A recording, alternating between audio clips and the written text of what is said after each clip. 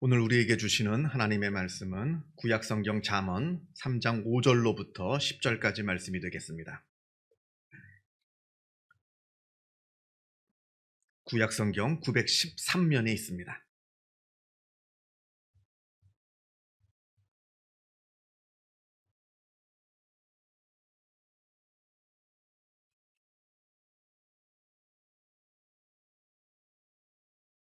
잠언 3장 5절로부터 10절까지 말씀을 봉독합니다. 이 계시의 말씀을 봉독할 때에 살아계신 하나님의 음성을 다 함께 들으실 수 있기를 바랍니다. 너는 마음을 다하여 여호와를 신뢰하고 내 명철을 의지하지 말라. 너는 범사의 그를 인정하라. 그리하면 내 길을 지도하시리라. 스스로 지혜롭게 여기지 말지어다. 여호와를 경외하며 악을 떠날지어다. 이것이 내 몸의 양약이 되어 내 골수를 윤택하게 하리라. 내 재물과 내 소산물의 처음 익은 열매로 여호와를 공경하라. 그리하면 내 창고가 가득히 차고 내 포도즙 틀에 새 포도즙이 넘치리라. 아멘. 지난 2021년도에 개봉한 서복이라는 영화가 있습니다. 이 영화의 주인공인 서복은 우리와 똑같은 사람이 아니라 실험실에서 사람의 유전자를 조작해서 만든 복제인간입니다. 그렇게 사람의 유전자를 조작해서 더 이상 늙지도 않고 병들지도 않는 불로장생의 몸을 가진 복제인간을 만들었습니다. 그리고 그 서복의 몸에서 골수를 빼내서 그것을 다른 사람에게 이식해주면 그 사람도 서복처럼 영원히 늙지 않는, 그리고 심지어는 그 어떠한 불치병에 걸렸다 할지라도 다 저절로 낫게 되는 그러한 영생 불사의 몸을 가지게 됩니다. 이 복제인간의 이름이 왜 서복인가 하면 옛날 중국 진나라 때 진시황이 불로초를 구하려고 명령을 내려서 그 불로초를 구하려고 멀리 떠난 그 신하의 이름이 서복입니다. 그때의 서복은 결국 불로초를 구해오지 못하였습니다만 지금 만든 이 복제인간은 우리에게 불로장생의 꿈을 반드시 이루게 해줄 것이다 하는 뜻에서 이름을 서복이라 지은 겁니다. 이 서복을 서로 차지하기 위해서 국제적인 암투가 벌어집니다. 왜 아니겠어요?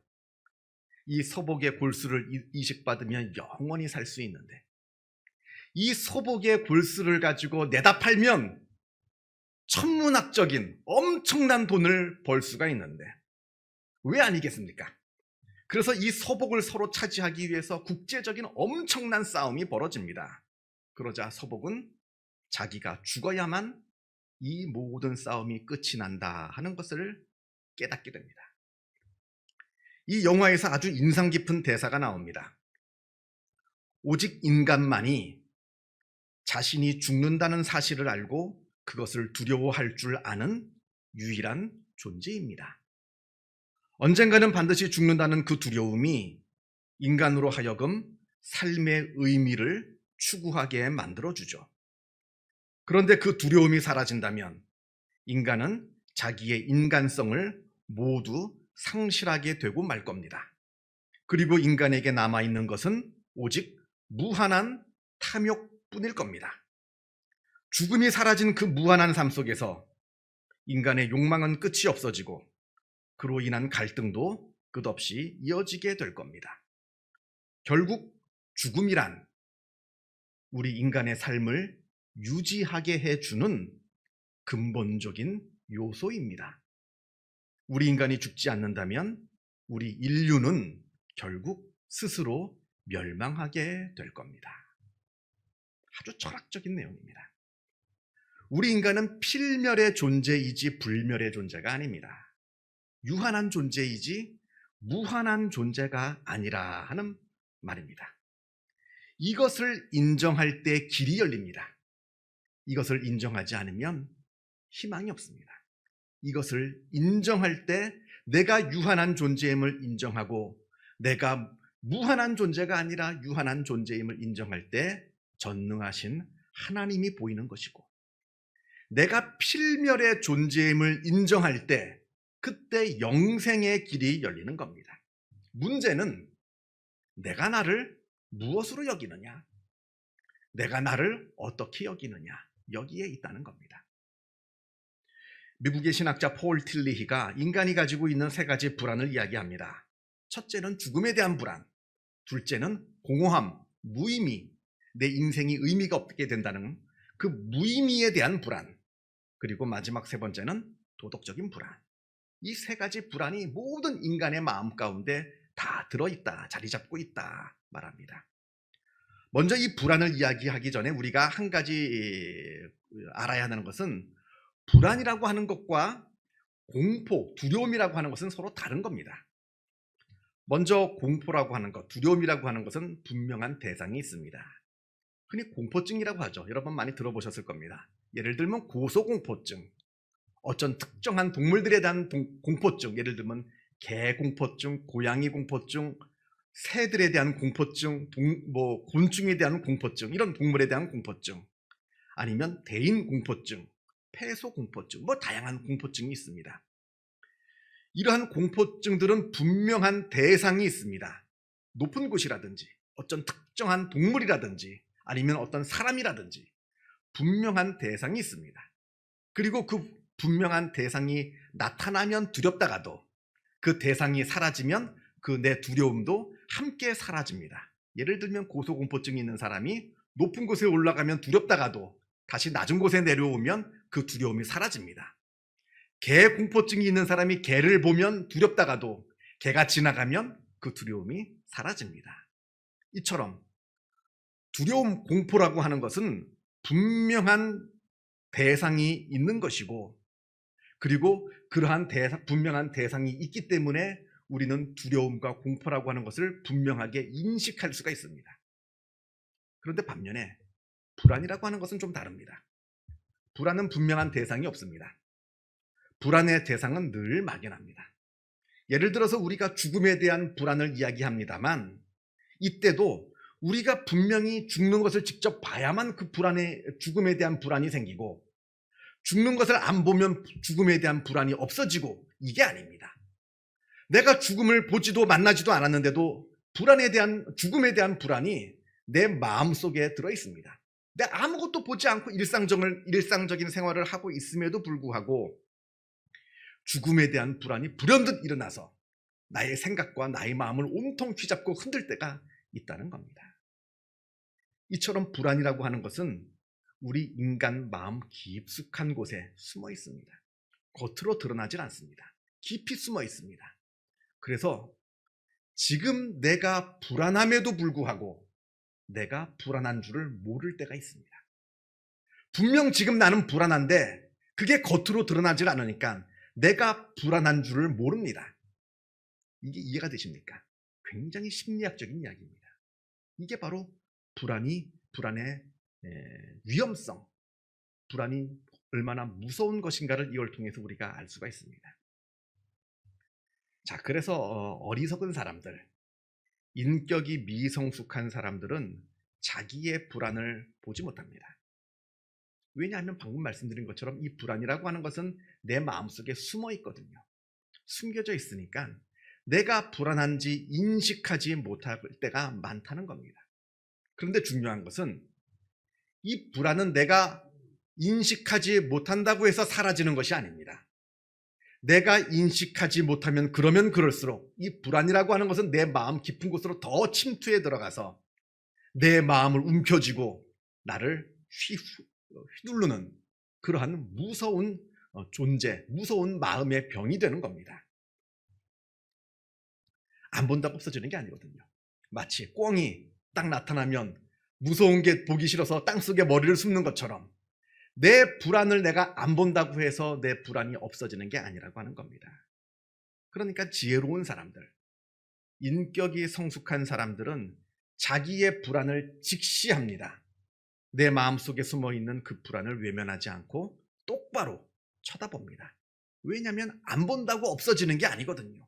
오히려 더 정확하게 바라보고 직시할 때 그 불안을 해결할 방법을 찾게 되는 겁니다. 마치 내 몸에 병이 들어있는데 겉으로는 아직 드러나지 않습니다. 내 몸에 병이 있는데 그 병을 모른 척하고 가만히 놔두면 그 병이 내 몸에서 자라납니다.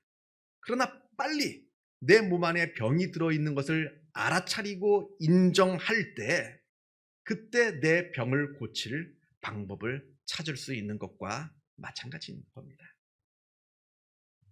자, 그래서 폴 딜리히가 세 가지 불안을 이야기합니다. 죽음에 대한 불안, 공허함에 대한 불안, 도덕적인 불안. 먼저 죽음에 대한 불안입니다. 우리 모든 인간은 다 죽는 존재들입니다. 우리가 세상에서 그 어떠한 삶을 살았던 간에 결국에 우리의 마지막은 죽음으로 끝이 납니다. 죽는 존재라는 겁니다. 우리가 잘 아는 예화가 있지 않습니까? 어느 학생이 수업 시간에 늦어서 급히 강의실로 달려가는데 철학과 교수와 마주칩니다. 그 교수님이 묻기를, 학생, 자네는 어디를 그렇게 급하게 가나? 수업에 늦어서 달려갑니다. 그랬더니, 자네는 왜 그 수업에 참석하려고 하는가? 좋은 학점을 따려 합니다. 학점 따서 뭐하게? 좋은 직장에 취업하려고요. 그 직장에 취업해서 뭐 하려는가? 돈을 좀 벌려고 합니다. 그 돈 벌어서 뭘 하려는가? 결혼해서 자식을 낳고 행복하게 살려 합니다. 그런 다음엔 죽겠죠. 그렇다면 자네는 지금 죽으러 달려가는 걸세. 결국 인생의 마지막은 죽음이라고 하는 겁니다. 아무리 대단한 성공을 거두고 아무리 대단한 것을 이루었다 하더라도 우리 인생의 마지막은 결국 죽음으로 끝이 납니다. 이것이 우리를 불안하게 만듭니다. 둘째로, 공허함에 대한 불안이 있습니다. 바로 삶의 의미를 찾지 못하는 것에 대한 불안입니다. 내가 내 인생 평생 정말 열심히 살았는데, 그런데 갑자기 허무한 생각이 듭니다. 내가 뭘 위해 이렇게 살아왔는가? 내가 뭘 위해 이렇게 달려왔는가? 또 앞으로 나는 뭘 위해 달려가야 하는가? 결국 인생이라고 하는 것은 다 죽음으로 끝이 나는데, 그렇다면 지금까지 내가 열심히 그렇게 살아온 내 인생이란 아무 의미가 없는 것이 아닌가? 자기의 인생의 방향과 목적을 알지 못하는 불안입니다. 그래서 자꾸 허무해집니다. 자꾸 우울해집니다. 그래서 끝내 자살을 하는 사람들도 있습니다. 우리가 간혹 매스컴을 보잖아요. 대단한 사람들, 엄청난 천문학적인 재산을 가지고 있고 아주 대단한 명예를 가지고 있고 다른 사람들이 너무나 우러러보고 있고 큰 인기를 쥐고 있는 사람들, 엄청난 사람들, 무슨 여신이라 추앙받는 사람들도 자살하지 않습니까? 그 이유가 무엇입니까? 삶의 의미를 발견하지 못했기 때문에 그러한 겁니다. 내 인생의 목표가 무엇인가? 내 인생의 의미가 무엇인가? 내 인생은 결국 허무함으로 끝나는 것은 아닌가 하는 그 불안함이 우리 인간들 삶 가운데 있다는 겁니다. 그리고 마지막 세 번째는 도덕적인 불안입니다. 바로 죄의식을 말합니다. 자신의 인생의 의미를 발견하지 못하고 그냥 방향 없이 막 살아온 그 결과 내 인생의 후회가 남습니다. 아니, 후회 정도가 아니라 그렇게 방향 없이 살아오면서 때로는 남들에게, 때로는 나 자신에게 알게 모르게 저지른 못된 짓들이 있습니다. 잘못한 것들이 있어요. 그러한 죄책감이 있다는 겁니다. 우리 인간들 삶 가운데. 여러분들 경험해 보셨는지 모르겠습니다만 죄의식은 시간이 지난다고 사라지지 않습니다. 아주 어렸을 적, 정말 기억도 다 나지 않는 그 먼 이야기, 먼 옛날의 이야기인데도 그게 내 마음속에 계속해서 남아서 나를 괴롭힐 때가 있습니다. 그게 바로 죄의식이라고 하는 것의 무서움을 말하는 겁니다. 결국에는 나라고 하는 존재는 이러한 죄의식을 가지고 하나님의 심판대 앞에 서야 하는 그러한 부끄럽고 추악한 존재였구나 하는 절망감을 말합니다. 예전에 어느 장로님이 제게 하신 말씀인데요. 이게 듣고 보니 나름의 일리가 있는 말씀이라 저는 생각합니다. 무슨 얘기냐면, 우리가 나중에 죽어서 하나님의 심판대 앞에 서게 되지 않습니까?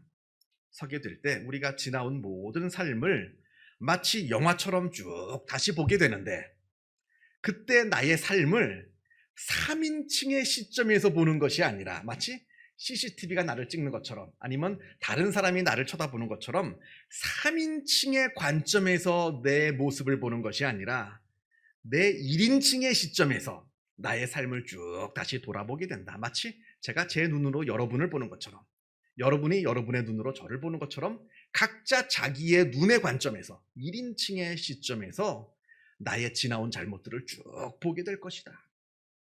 더 무섭더라고요. 그 얘기를 들어보니까. 정말로 나의 잘못한 것들이 정말 낱낱이 드러나게 될 겁니다. 그런데 문제는 이 1인칭의 관점에서 내가 나의 잘못을 생각하게 되는 것은 비단 우리가 하나님의 심판대 앞에서만 겪게 되는 경험이 아니라 수시로 우리 삶 가운데 일어나는 일들입니다. 후회라는 이름으로, 죄책감이라는 이름으로 종종 우리가 겪게 되는 일들입니다. 이것이 바로 도덕적인 불안입니다. 자, 그런데 이 세 가지 불안, 죽음에 대한 불안, 공허함에 대한 불안, 그리고 도덕적인 불안, 이 세 가지는 모두 하나의 뿌리를 두고 있는데 그게 바로 우리가 하나님께로부터 멀리 떨어져 나온 결과, 다시 말하면 우리가 하나님을 잊어버리고 산 결과라 폴 틸리히는 우리에게 이야기합니다. 그러니까 이걸 반대로 이야기하면 뭡니까? 이 세 가지 불안은 하나님을 우리가 잊어버리고 살았기 때문에 생긴 것이라고 한다면, 반면에 우리가 다시 하나님을 기억하고 하나님께로 다가간다면 이 세 가지 불안을 이겨낼 수가 있다는 그런 이야기가 됩니다. 바꿔서 뒤집어서 이야기를 하자면 그렇다는 뜻입니다. 오늘 본문 잠언 3장을 보겠습니다. 먼저 7절에 스스로 지혜롭게 여기지 말지어다. 여호와를 경외하여 악에서 떠날지어다 말씀합니다. 스스로 지혜롭게 여기지 말라. 이 말씀은 너 자신이 어떠한 존재인지를 깨달아 알라 하는 뜻입니다. 너는 죽는 존재요. 너는 삶의 의미를 깨닫지 못해서 방황하는 존재요. 수많은 죄를 지은 추악한 존재임을 스스로 깨달아 알라. 내가 바로 이러한 존재인지를 깨달아 알게 되면 어떻게 내가 나를 의지합니까? 어떻게 내가 나를 의지하며 내 자신을 지혜롭게 여기며 살아갈 수가 있겠습니까? 내 자신에 대한 분명한 나의 정체성을 깨달아 알라. 톨스토이 회고록을 보면 이런 우화가 나옵니다. 어떤 사람이 길을 가다가 길에서 사나운 사자를 만났습니다. 사자가 나를 잡아먹으려고 달려옵니다. 너무나 놀라서 급한 마음에 옆에 있는 우물 속으로 뛰어내렸습니다. 다행히 우물바닥으로 떨어지지 않고 우물벽에 있는 덩굴에 내 몸이 걸려서 대롱대롱 매달려 있습니다. 바닥을 내다보니까 마른 우물인데, 물이 없는 마른 우물인데 바닥에는 독사들이 가득 드글드글 있습니다. 올라가면 사자가 나를 잡아먹으려 하고 있고 내가 바닥으로 내려가면 나는 독사에 물려 죽게 됩니다. 그런데 더 큰 문제는 그때 검은 쥐 한 마리와 흰 쥐 한 마리가 나타나서 내가 매달려 있는 그 덩굴을 갉아먹습니다. 야금야금 갉아먹습니다. 검은 쥐는 밤을 상징하고 하얀 쥐는 낮을 상징합니다. 시간을 의미하는 거죠. 이제 꼼짝없이 죽게 생겼습니다. 가만히 있으면 쥐들이 그 덩굴을 다 갉아먹어서 바닥에 떨어져 뱀에 물려 죽게 되고, 그게 무서워서 우물 밖으로 올라가면 사자에게 먹게 되고 맙니다. 이렇게 이러지도 저러지도 못하고 있는 차에 우물벽에 벌집이 하나 있는데 그 벌집에서 꿀이 한 방울씩 똑똑 떨어지면서 그 사람 입으로 떨어집니다. 근데 그 꿀이 얼마나 달고 맛있는지 몰라요. 너무나 답니다. 너무 맛있습니다. 그래서 이 사람은 자기가 죽게 될 처지에 놓였다고 하는 것도 잊어버린 채 그 꿀 떨어지는 것 맛보면서 거기에 취해 모든 것을 다 잊어버리고 있더라. 이게 바로 우리 인간의 어리석은 모습이라 톨스토이가 이야기를 합니다. 지금 내가 처한 곤경, 이걸 똑바로 보지 못하는 사람에게는 소망이 없습니다. 자기의 현실을 외면하지 말고 똑바로 나 자신을 쳐다보는 사람에게 살 길이 열리게 됩니다. 그래서 7절에 스스로 지혜롭게 여기지 말라. 자기의 유한함을 외면하지 말고 직시하라는 겁니다. 너는 죽는 존재라. 죽을 뿐만 아니라 당장 살아있는 동안에도 당장 너의 앞날에 무슨 일이 일어나게 될지 알지 못하는 어리석은 존재이다. 유한한 존재이고 연약한 존재이다. 그리고 삶의 방향을 알지 못해 방황하는 존재이고 수많은 죄악으로 괴로워하는 추악한 존재임을 너는 똑바로 깨달아 알아라. 이걸 깨달아 알 때 하나님이 보이는 겁니다. 이걸 깨닫지 못하면 하나님이 보이질 않습니다. 아무리 신앙생활 오래 해도 내가 그러한 존재인지를 깨닫지 못하면 하나님이 감추어져 있습니다. 그러나 이것을 깨달을 때 하나님이 우리에게 보여집니다. 5절에 너는 마음을 다하여 여호와를 신뢰하고 내 명철을 의지하지 말라. 6절에 너는 범사의 그를 인정하라. 그리하면 내 길을 지도하시리라. 나를 의지하지 않고 하나님을 의지할 때 그때 하나님께서 우리의 길을 인도하여 주신다 말씀합니다. 하나님의 인도, 하나님의 도우심. 여기 오늘 말씀 보면 이제 골수를 융택하게 하고 재물과 소산에 처음 익은 열, 이렇게 창고가 가득히 차게 되고 포도즙 틀에 포도즙이 넘치고 많은 복이 있습니다만 이건 상징적인 복들입니다. 이 세상에 있는 복들뿐만 아니라 이것으로 다 표현되지 않는 그 모든 복들을 다 말씀하고 있습니다. 이거 저절로 되는 거 아닙니다. 내 이름이 교회에 등록되어 있다고 저절로 되어 있는 거 아닙니다. 내가 나 자신을 의지하지 않고 하나님을 진짜 전적으로 의지하게 될 때 그때 하나님께서 도우시는 그 도움을 말씀하고 있는 겁니다. 사랑하는 성도 여러분, 우리가 신앙의 문제를 가볍게 생각하지 않기를 바랍니다. 신앙은 해도 되고 안 해도 되는 그런 취미 생활이 아닙니다. 신앙은 우리의 인생에 있어서 가장 중요한 문제, 인간이 갖고 있는 가장 근원적인 문제를 해결해 줄 수 있는 유일한 방법입니다. 이 방법밖에 없습니다. 결국 신앙이라고 하는 것은 선택의 문제입니다. 헛된 것을 선택하느냐, 참된 것을 선택하느냐. 둘 중 하나를 선택해야 되는 선택의 문제입니다. 둘 다 잡지 못해요. 하나만 선택해야 되는 겁니다. 헛된 것을 내버리고 참된 것을 붙잡는 것이 바로 이 신앙이라고 하는 것이라는 겁니다. 신앙은 내 의지로 하는 선택의 문제이지 감정의 문제가 아닙니다. 가끔 이런 분들이 있습니다. 안 믿어지는데 어떡하냐고. 정말 믿으려고 하는데 안 믿어지는데 어떡하냐고. 안 믿어져서 신앙생활을 못하는 것이 아니라 바르게 신앙생활을 선택하지 못하였기에 믿어지지가 않는 겁니다. 순서를 잘못 알고 있습니다. 이제 2023년도가 시작한 지 벌써 한 주가 되었습니다. 올 한 해 내가 무엇을 의지하고 있는가? 무엇을 의지하면서 살아갈 것인가? 한 치 앞도 내다보지 못하는 그 연약한 존재인 나를 의지하면서 올 한 해 살아갈 것인가? 아니면 나 자신을 내려놓고 진짜 하나님을 바라보며 하나님을 의지하면서 살아갈 것인가? 내가 진심으로 하나님을 바라보고 하나님을 의지하면서 살아갈 때에 하나님께서 우리와 함께 하신다. 우리를 인도하여 주시겠다. 우리의 앞길을 지도해 주시겠다 말씀하고 계십니다. 이 놀라운 은혜가 여기 모여있는 주님의 귀한 종들 삶 가운데 충만하기를 주님의 이름으로 축원합니다. 기도하겠습니다. 사랑과 은혜가 충만하신 하나님 아버지, 하나님께서 나의 아버지 되어 주심에 그 은혜에 감사를 드립니다. 그러나 우리는 미련하여서 전능하신 하나님을 바라보지 못하고 여전히 나 자신을, 이 연약한 나 자신을 바라보며 나를 의지하며 나를 붙잡으며 살아가고 있사오니 아버지여, 이러한 우리의 어리석음을 용서하여 주시고 나 자신을 내려놓게 하여 주시고 전능하신 하나님을 바라보며 하나님을 붙잡으며 의지하면서 살아가는 복된 우리의 삶이 되어지게 하여 주옵소서. 그러할 때 하나님께서 오늘 말씀에 약속하신 것처럼 우리와 함께 하여 주시고 우리를 인도하여 주시고 우리들의 삶을 지도하여 주시어서 하나님께서 베풀어 주시는 은혜로 충만한 은혜를 누리며 살아가는 우리의 삶이 되어지게 하여 주시고 우리 마음 가운데 자리 잡고 있는 그 못된 불안들 다 사라지게 하여 주시고 하나님께서 주시는 그 평안을 누리며 하나님께서 주시는 그 기쁨을 누리며 살아가는 복된 삶이 되어지게 하여 주옵소서. 감사드리오며 이 모든 말씀 우리 주 예수 그리스도 이름으로 기도하옵나이다.